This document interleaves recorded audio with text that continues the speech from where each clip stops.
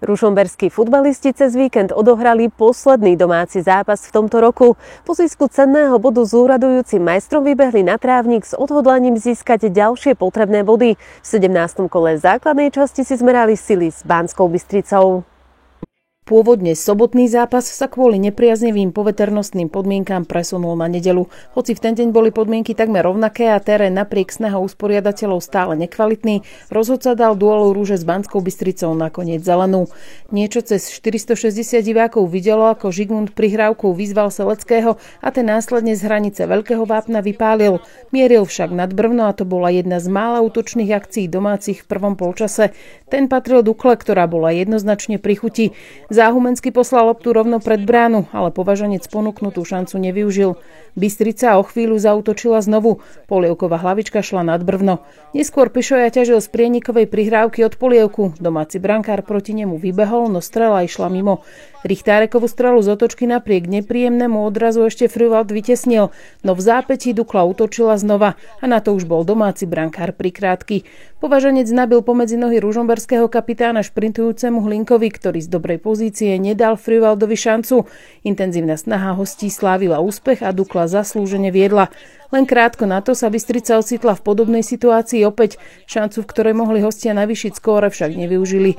Rúža sa nevedela dostať z obranej polovice. Našťastie pre domácich neboli hostia úspešní ani po Rimarenkovom prieniku, ktorý sa kľúčkou medzi 4 hráčmi v sivých dresoch dostal ku strele. Tá ale v bráne neskončila. My jsme celý ten první poločas neodehráli vůbec dobře.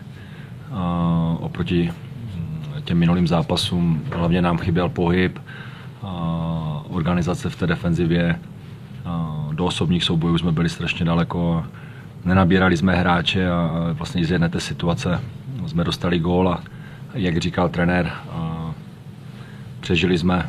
přežili jsme díky neproměnění soupeře tu druhou velkou šanci. To si myslím, že ten zápas by se pro nás hodně zkomplikoval. Do druhého polčasu nastúpilo v sivých dresoch akoby iné mužstvo a obraz hry Rúže sa úplne zmenil.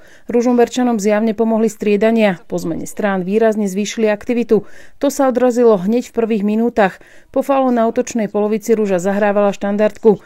Tučný center nasmeroval na Boďovú hlavu a ten dokázal z tejto situácie vyťažiť. Využil svoju výškovú prevahu a vyrovnal. Smetanové striedanie vyšlo.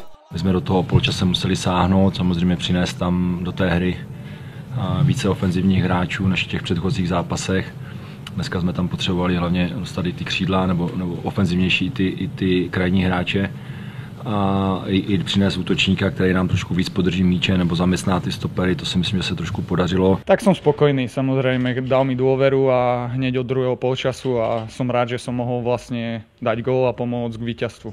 V 63. minúte si Frühwald pripísal na konto veľmi dôležitý zákrok. Lopta mu síce po Polievkovej strele vypadla z rúk, no stihol ju zachytiť ešte pred bránkovou čiarou. Hra sa prelievala z jednej strany na druhú, do šanci sa dostávali obe mužstvá.